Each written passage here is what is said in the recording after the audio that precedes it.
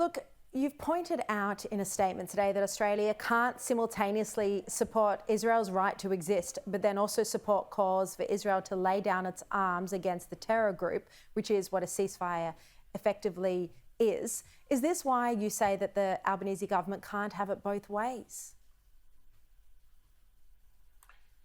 Well, supporting a ceasefire on the face of it sounds to the ordinary person as a reasonable thing. What decent person doesn't want a ceasefire? It means no more war, no more suffering.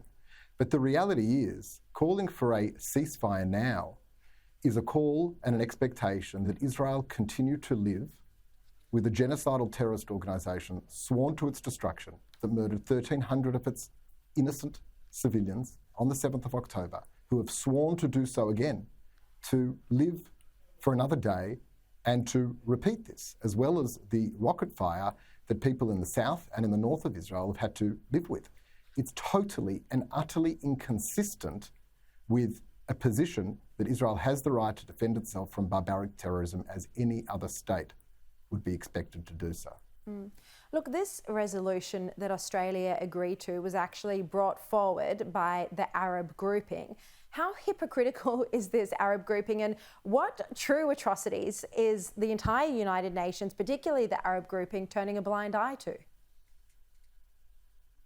The hypocrisy is staggering. Unfortunately, that's nothing new for the United Nations. But what's disappointing is that Australia has compromised its position as a respected middle power and to buy into this hypocrisy.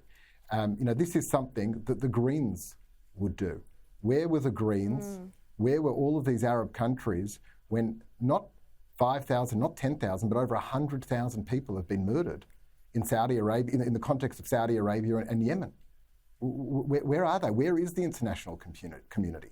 We only seem to hear them when it involves Israel or the only Jewish state.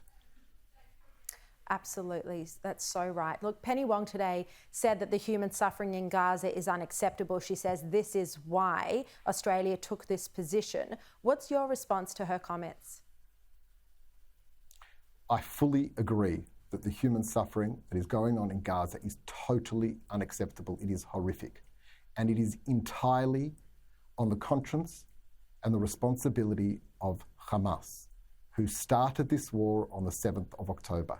There was a ceasefire before the 7th of October. Hamas broke it and has committed themselves to repeating that atrocity over and over and again. Sharri, I was just in Israel 2 weeks ago. I saw the proximity of these kibbutzim to Gaza, a couple of kilometres. I saw where they broke into these kibbutzim, hundreds of Hamas terrorists, house to house, murdering, raping, pillaging and stealing, after which hundreds of Gazan civilians came in and proceeded to participate in the murder and the rape and the pillaging, before then stealing the toys and possessions of their murdered victims. It's absolutely appalling, and to think that Australia has sided with those calling for Israel to retreat and allow this murderous regime to continue. Jeremy Leibler, thank you so much for your time.